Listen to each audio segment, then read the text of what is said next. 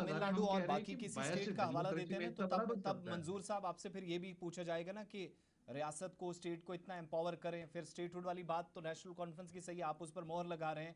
वहां हुकूमत के इख्तियारात कुछ नहीं, हैं, यूनियन टेरिटरी में इख्तियारात आप महदूद कीजिए हैं। ना। देखिए, स्टेट आसिफ साहब, आप सवाल पूछिए, मैं जवाब देने के लिए हूँ। मैं पार्टी का एक स्पोक्स पर्सन हूँ। मैं आपको बताऊं कि 2019 के बाद काफी कुछ बदला है, और उमर अब्दुल्ला गवर्नमेंट को पहले पता था, उमर साहब को पहले पता था कि 2019 के बाद अगर मुझे चुनाव लड़ना है, मुझे यूनियन टेरिटरी में लड़ना है। उनको पहले किताब देखनी चाहिए थी कि मैं यूनियन टेरिटरी में कितना काम कर सकता हूँ और क्या दायरे इख्तियार है। अब 2 साल के बाद उनको याद आ रहा है स्टेटहुड।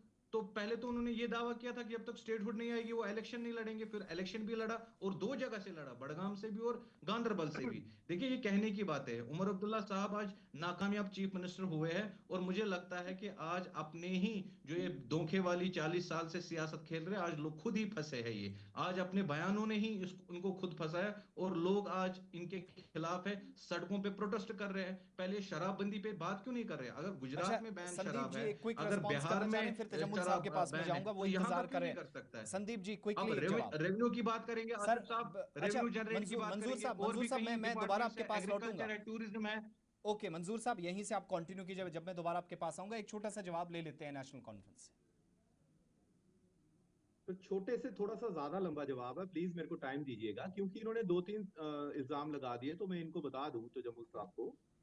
देखिए, ये जो शराबबंदी की बात ये कर रहे हैं ना, अब कौन से लीडर शराब पीते थे, कौन से लीडर शराब नहीं पीते थे, ये भी एक सवाल उठ जाता है। दूसरी बात मैं आपको बता देना चाहता हूं कि जब 2014 के नहीं, बाद सिंह इनकी साहब नाम हुकूमत बताइए आई, कि तो कौन शराब जो पीता लिकर, था। सुनिए सिंह ना साहब सर, नाम बताइए ना। सुनिए ना सर, अब सुनिए इसमें सुनिए चोरी छुपी क्यों है? सुनिए ना सर, बैकिंग बैकिंग तो नेशनल सुनिए कॉन्फ्रेंस ना दे रही सर। है। अब अगर अरे मैं पीडीपी बता ने रहा हूँ ना गलती भाई, की, किसी और सरकार ने मैं गलती बता की, रहा हूँ आप भाई, क्यों उस गलती को दोहरा रहे हैं? भाई मैं आप बता कीजिए रहा ना हूँ, बंद। यहां पर मैं बता रहा हूँ, श्रीनगर की मैं सोनवार बता की रहा मैं हूँ, मिसाल दूंगा, एक बहुत बड़ा स्थान है वहां मैं पर, बता रहा हूँ शहीद ना सर, साहब का।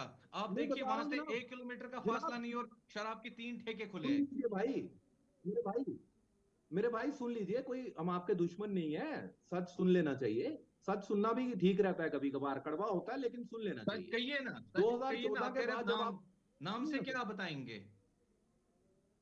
सर बता रहा हूँ ना, मैं आपको बता रहा हूँ। 2014 के बाद जब आपकी हुकूमत आई, लिकर पॉलिसी J&K के अंदर चेंज हुई।